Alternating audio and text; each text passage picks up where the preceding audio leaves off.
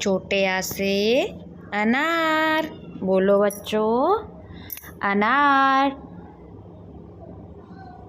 बड़े आ से आम।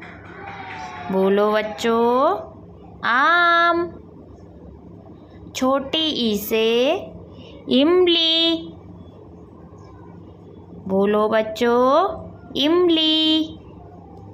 बड़ी ई से ईख। बोलो बच्चों, ईख।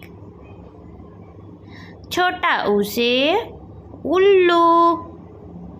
बोलो बच्चों, उल्लू। बड़े ऊ से ऊन। बोलो बच्चों, ऊन। री से ऋषि बाबा।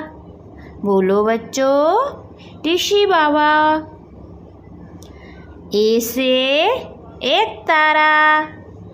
बोलो बच्चों, एक तारा। ए से ऐनक।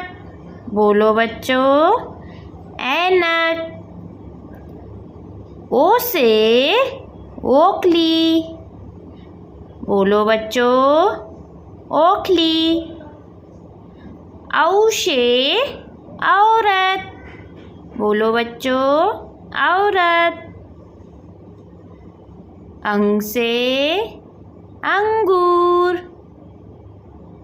बोलो बच्चों, अंगूर।